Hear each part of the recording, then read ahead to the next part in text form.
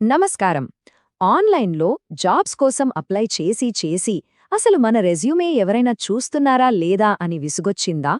చాలామందికి ఇదే అనుభవం. అయితే కెరియర్ని మార్చేసే ఒక అవకాశం గురించి ఈరోజు వివరంగా చూద్దాం. ఆన్లైన్లో జాబ్స్కి అప్లై చేసేటప్పుడు మనందరికీ ఒక పెద్ద సమస్య ఎదురవుతుంది. పదుల్లా వందల కంపెనీలకు రెజ్యూమేలు పంపినా చివరికి జరిగేదేంటి? అసలు ఒక్క రిప్లై అయినా వస్తుందా? చాలాసార్లు రాదు. కనీసం సెలెక్ట్ అయ్యామో లేదో కూడా తెలీదు. మన అప్లికేషన్లన్నీ ఏదో ఒక బ్లాక్ హోల్లోకి వెళ్ళిపోయినట్టే ఉంటుంది. నిజమే కదా? అసలు దీనికి కారణమేంటంటే విపరీతమైన పోటీ. ఒకసారి ఆలోచించండి. జస్ట్ 50 జాబ్స్కి ఏకంగా 5,000కు పైగా అప్లికేషన్లు. నిజం చెప్పాలంటే అన్నిటినీ మనుషులు ఓపెన్ చేసి చూసే అవకాశమే ఉండదు. అంటే రెజ్యూమే ఎవరైనా చూస్తారా లేదా అనేది పూర్తిగా లక్ మీద ఆధారపడి ఉంటుంది. అయితే ఈ లక్ని పక్కన పెట్టి కేవలం టాలెంట్కి మాత్రమే విలువ ఇచ్చే ఒక మార్గముంది. అదే టీసీఎస్ నేషనల్ క్వాలిఫైయర్ టెస్ట్, అంటే ఎన్క్యూటీ. ఇది రెజ్యూమేలో ఏం రాశారు అని కాదు, అసలు అభ్యర్థిలో విషయం ఉందా లేదా అని చూస్తోంది. అసలే ఇంతకీ ఎన్క్యూటీ అంటే ఏంటి?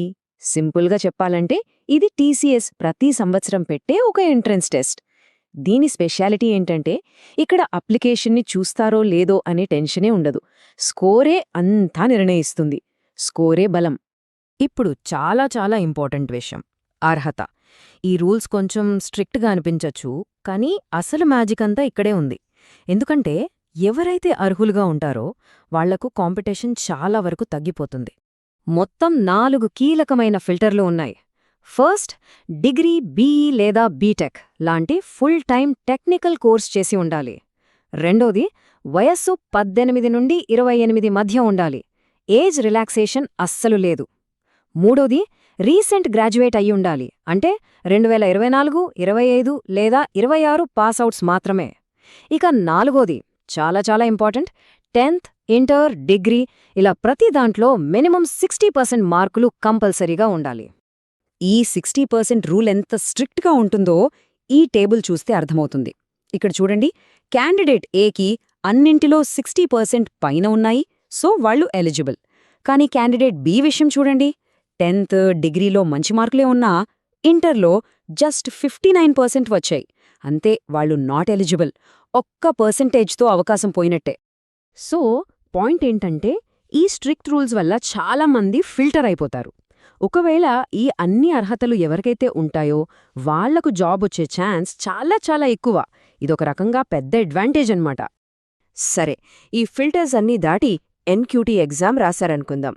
ఇక్కడ సక్సెస్ 2 రకాలుగా ఉంటుంది. ఒకటి ప్రైమ్, రెండోది డిజిటల్. అసలు ఈ రెండిటి మధ్య తేడా ఏంటో చూద్దాం. తేడా చాలా సింపుల్ అండి. ఎగ్జామ్లో టాప్ స్కోరర్ అయితే వాళ్ళు ప్రైమ్ కేటగిరీలోకి వెళ్తారు.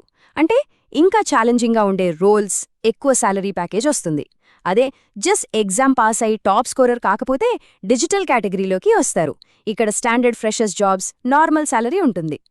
ఇక శాలరీల విషయానికొస్తే ఆ తేడా స్పష్టంగా కనిపిస్తుంది. ప్రైమ్ కేటగిరీలో ఫ్రెషర్స్కి సంవత్సరానికి 9.2 లక్షల ప్యాకేజ్, అంటే నెలకు దాదాపు 76,000 రూపాయలు. అదే డిజిటల్ కేటగిరీలో అయితే నెలకు సుమారు 55,000 రూపాయలు. ఇక కొంచెం ఎక్స్పీరియన్స్ ఉన్న వాళ్లకైతే ఈ నెంబర్స్ ఇంకా పెరుగుతాయి. కెరీర్ స్టార్టింగ్లో ఇది చాలా పెద్ద తేడా. ఓకే, ఇప్పుడు ఎగ్జామ్ స్ట్రక్చర్ ఎలా ఉంటుందో చూద్దాం. ఎన్క్యూటీ ఎగ్జామ్లో మెయిన్గా 2 సెక్షన్స్ ఉంటాయి, ఫౌండేషన్ ఇంకా అడ్వాన్స్డ్. మొత్తం ఎగ్జామ్ టైం 190 నిమిషాలు, అంటే 3 గంటల కంటే కొంచెం ఎక్కువ.